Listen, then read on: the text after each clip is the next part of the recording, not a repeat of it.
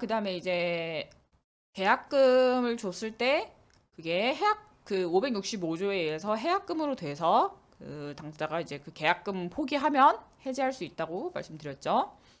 그런데 이제 여기서 그 위약금이 왜 튀어나오냐면요. 우리 이제 매매계약서 쓸 때 보통 이런 문구를 많이 써요.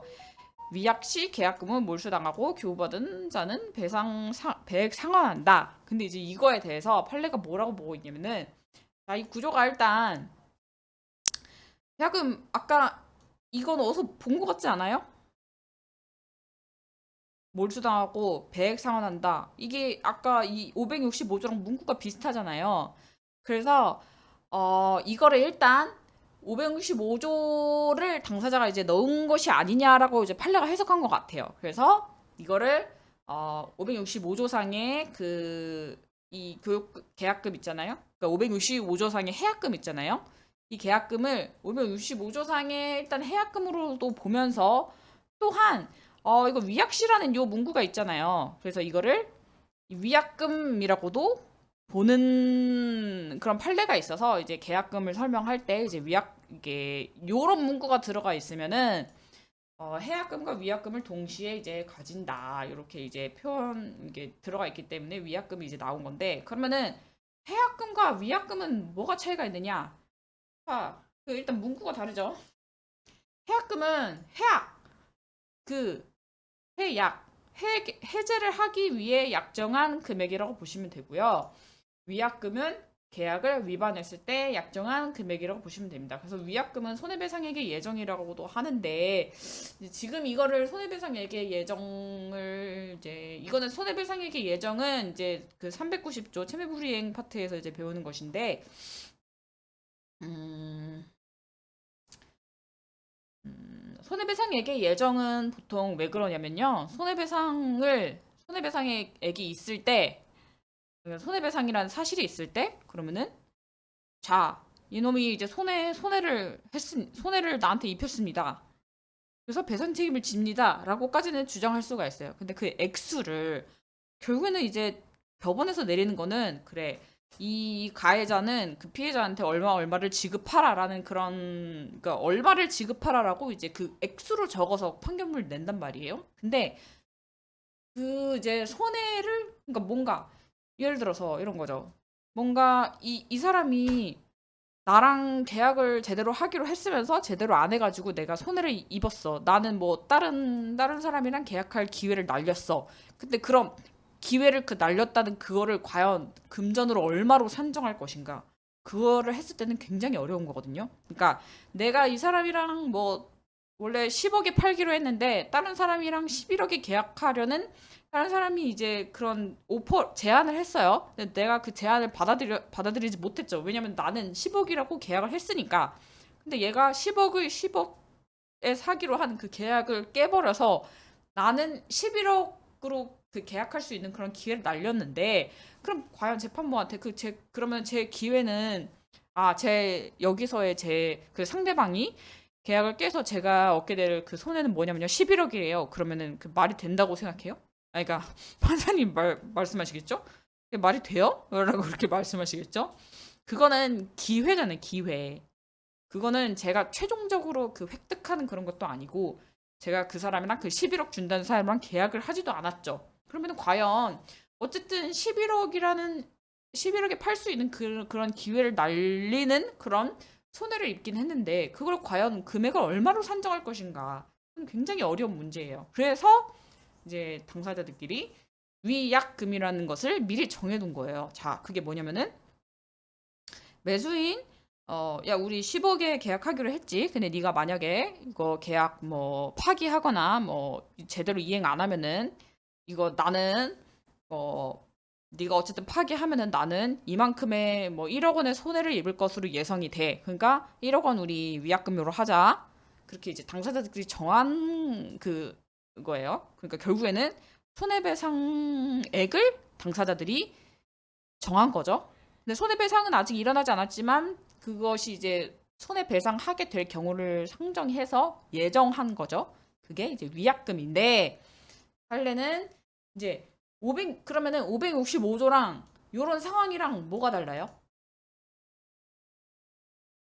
자, 만약에 이런 문구가 없이 계약서에 이런 문구가 없이 계약서에 근데 보통 계약서에는 이런 문구가 들어가거든요. 근데 만약에 계약서가 없이 그러니까 계약서에 이런 위약시 교부자는 계약금 몰수당하고 교부받는 자는 배약하느나 계약서에 문구가 있으면은 문구가 만약에 없다고 해봐요. 없다고 하면 당사자들끼리 교부받은 그 주고받은 계약금은 민법 56조에 의해서 해약금의 성질만 가지죠. 그런 결론이 도출이 되죠. 근데 이 판례가 말하는 위약시 교부자는 결부를 이 문구가 있어요. 문구가 계약서에 있어요. 그러면은 어떻게 된다고요? 계약금의 성질도 가지고 계약금 이게 해약금이 되는 거죠.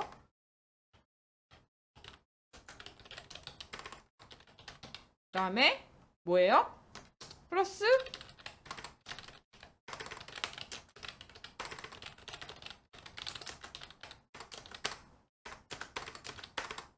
이렇게 해도 되는 거죠. 그죠?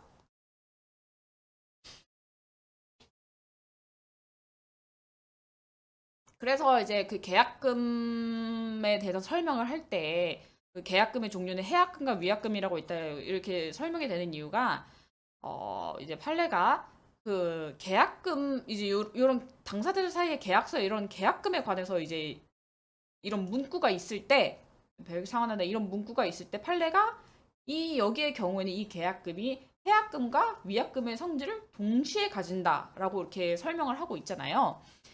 그래서 이제 계약금의 종류가 계약금은 해약금으로도 볼 수도 있고 아니면 위약금의 성질도 같이 가질 수 있다 이렇게 설명이 되는 거거든요. 그런데 대부분의 경우에는 요런 대부분의 계약서에는 그 뭐랄까 관행상 요런 문구가 있어요. 그렇기 때문에 요런 문구를 보면은 해약금도 되고 그다음에 위약금도 되는 거죠. 그러면은 해약금과 위약금의 성질을 동시에 가진다는 거는 그럼 뭐예요? 그럼 결론이 어떻게 될까요? 만약에 이런 경우에 문구가 없어요. 그래서 계약금이 해약금의 성질만 가진다고 하면은 그 이제 매수인이 여기서 이 계약에서 빠지고 싶어요. 그러면 자기 1억 포기하죠. 근데 어떤 게 있어요? 위약금의 성질을 안 가진다고 했잖아요. 그러면은 손해배상액의 예정이 없다는 거죠. 그러면은 매도인은 손해배상을 추가로 청구할 수 있겠죠. 근데 만약에 여기처럼 요거처럼 계약금이 위약금의 그 성질까지 가지면은 이미 손해배상액을 당사자들이 예정한 거기 때문에 이거는 손해배상 여기서 포기하는 매수인이 포기하는 계약금 1억 원은 손해배상액도 겸하는 것이기 때문에 당사자는 그 매도인은 추가로 손해배상 청구를 못하는 그런 결과가 되겠죠. 그래서 이렇게 결과가 달라지는데 이렇게 생각하면 조금 이거를 이제 뭐 문구가 있냐 없냐 이렇게 저기 하시지 마시고 그냥 그러니까 이게 제일 중요하죠. 판례는 이럴 때 해약금과 위약금도 같이 있다고 보고 있다. 근데 그 전에 앞서서 해약금이란 무엇인지, 위약금이란 무엇인지, 그리고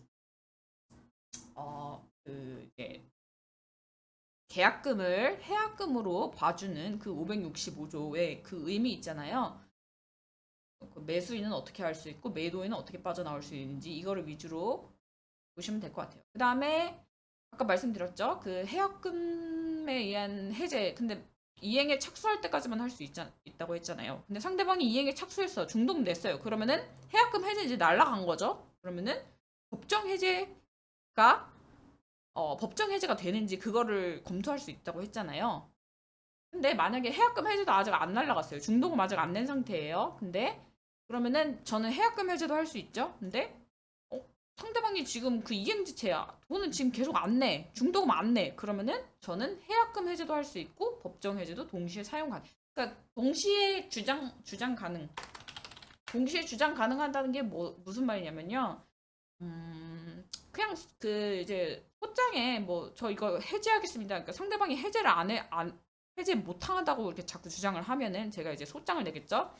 이런 사정이 생겨서 상대방이 중도금 자꾸 안 내니까 언제까지 원래 중도금 내기로 했는데 중도금을 자꾸 안 내네요. 뭐 저희가 내라고 해도 계속 안 내요라고 하면은 그건 이제 이행지체로 법정 해제가 되겠죠. 그런데 그거 플러스 지금 아직 이제 뭐 그러면은 저희가 계약금 낸 것도 있는데요. 뭐 계약금 포기하고 아니죠. 계약금 그 받은 게 있는데요. 그 두 개 주고 그거 계약 해지할래요. 이것도 소장에다 적을 수 있고 이것도 소장에다 적을 수 있고 만약에 근데 판사님이 근데 동시에 주장 가능하다는 것은 요 요건이 둘 다 이제 만족이 되면은 이거 이런 사정들에 의해서 얘도 인정이 되고 얘도 인정이 돼서 해제 가능하다. 뭐 이런 결론 내려주시겠죠. 그래서 그 말입니다.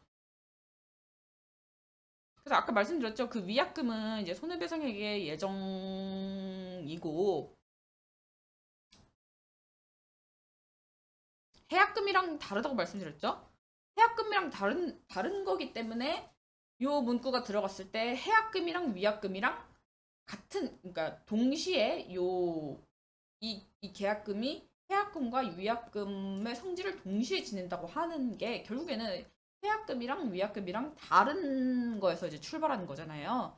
그래서 위약금은 손해배상액의 예정이고 근데 이제 위약금이 나오기 때문에 또 위약벌은 그럼 뭐냐 이런 설명이 나오는 건데 위약벌은 이제 자, 손해배상액의 예정은 손해배상금에 대해서 자기네들이 정한 거잖아요. 손해배상금에 대해서. 근데 이거는 그냥 손해배상이 아니야. 그냥 뭐 이 표현이 이제 사적 제재. 그냥 손해배상 말고 당사자들끼리 얼마 정하자.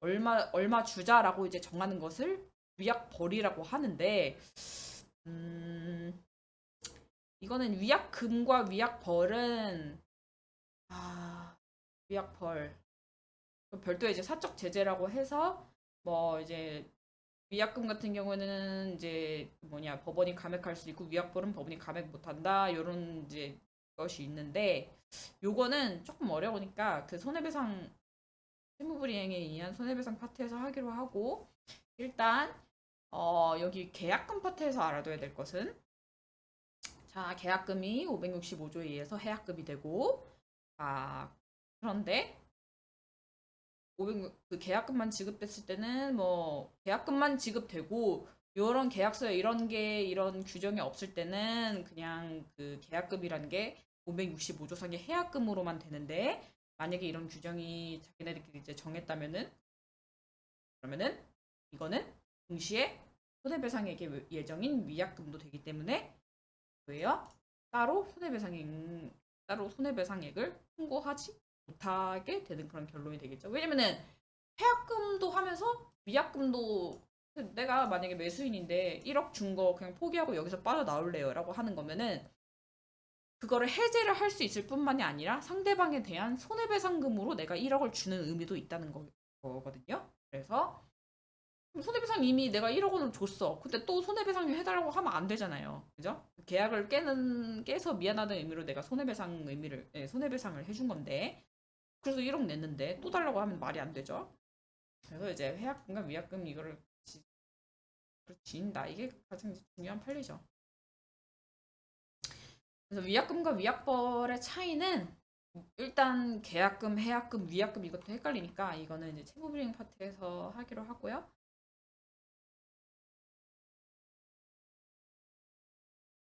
담보 책임은 좀 이따가 하도록 하겠습니다.